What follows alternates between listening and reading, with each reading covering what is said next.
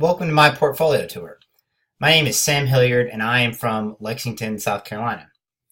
Presently, I am an instructional designer for Virtual SC, which is the virtual wing of the South Carolina Department of Education. I taught Spanish for 5 years previously before I began my career in instructional design. As I've outlined in my professional goals here, I would like to eventually move into the private sector in order to, climb the ladder and kind of move up as a designer. And would also like to continue to improve my coding and obtain certifications in web design and work my way towards becoming a senior instructional designer, while also improving my abilities in Adobe, Photoshop, Illustrator, and the Creative Suite. In my goal statement included below here, which is a more written out version of these goals here, I have included these goals in a little bit more depth. Next here, with my philosophy of technology, or the technology leadership statement, it is a simple one and centers around the concepts of digital literacy, change, and when not to use technology. I advocate here that educators and technology leaders need to work hard to ensure that the skills and technology that students have in their lives already can be translated into academic and personal success. In regards to change, we as leaders need to understand that technology is constantly evolving and we have to stay ahead of the curve constantly, and always need to avoid using technology just for the sake of using technology. Now, when this loads up here, you'll be able to see that my resume is very different from what you would normally see. Working as an instructional designer, I have to do some graphic design. And that's not uncommon in the profession. So with this, I wanted to demonstrate what I am capable of by creating a more artistic and visually based resume that includes a QR code and a more image-based approach. So I still have, the high points here, but it's also at the same time showing off what I can do in terms of design. Overall, the topics addressed throughout the activity evidence portion of my portfolio all relate to important issues facing instructional designers, like web accessibility, design of courses, and back-end coding. Now, the first element of my portfolio here, directly related to my work, is the professional development plan. My PDP is designed to help the instructional designers at my institution improve in several areas, including the mastery of basic HTML and CSS, accessible web design, and the Quality Matters K-12 rubric. All of these issues highlight major initiatives at my organization and align with agency objectives and goals, which are described in more detail in the PDP. The presentations that I created for this portfolio are the same that were used for the training videos. So I'll use this presentations page here to avoid any redundancy in explanations. First here, I will say that from a design standpoint, I elected to link the presentations and videos, as you can see here, instead of embedding them to keep this page looking cleaner, and used a little bit of HTML to kind of distinguish these sections from one another. Now, in regards to the training videos themselves, I recorded screencasts of mock virtual trainings of what I would have said during a training session, since the environment in which I worked did not really provide me with the opportunity to conduct live in-person trainings. That being said, the first presentation and training video is about digital methods for student data analysis and is oriented for teachers.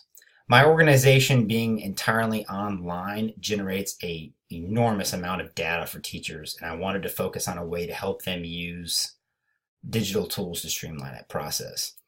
The training focuses on using filters, filter views, and pivot tables to help teachers make more sense of large amounts of data.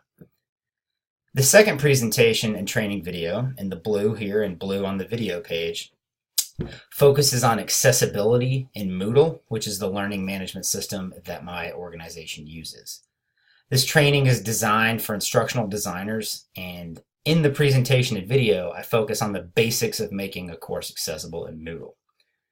In it, I establish definitions of accessibility as well as exploring the legal basis for it, going into sections 504 and 508 of the Rehabilitation Act, and highlight the importance of WCAG, WebAIM, types of disabilities, and ways to make courses accessible for these students. Major design topics addressed include images, headers, tables, lists, links, color contrast, and video and audio resources. Excuse me. The final presentation and video that I have included for both teachers and instructional designers focuses on providing high quality feedback on computer graded items in Moodle. This presentation first describes some theoretical and academic bases related to feedback, because too often the auto-graded feedback online produces useless items like correct, incorrect, and doesn't really help guide students towards correcting and improving upon their learning. And as such, this presentation goes into the types of questions that are available in Moodle, what types of feedback can be used with each type of question, and suggestions on how to provide meaningful feedback for teachers to really inject their voice into these auto-graded items. Now, with the article summaries that I've included, the first here focuses on universal design and how this can be applied to increase accessibility of online courses. Universal design is a concept related to essentially everything and proposes that everything should be designed so that as many people can use something as possible with minimal accommodation. As an instructional designer, I found this interesting to see how it could be applied to instructional design and the building of courses. The second article is related more towards helping new online teachers become oriented to online teaching. I've been working with a new subject matter expert this year, and this article does a solid job of analyzing the pitfalls of adjusting to online instruction, as well as offering suggestions on improving orientation for new teachers. Lastly, the final article here focuses on accessibility, specifically screen readers for visually impaired students. The article does a solid job of laying out issues facing visually impaired students and offers ways that instructional designers can produce their courses to make that content as accessible as possible.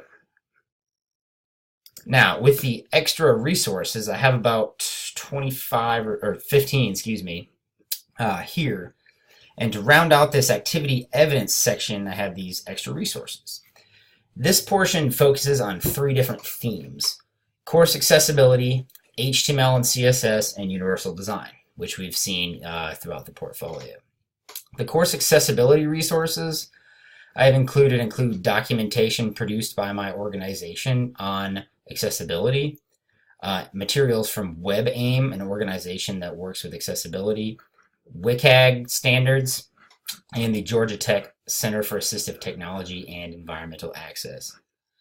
All of these focus on providing standards, trainings, and more resources for anyone wanting to learn more about accessibility.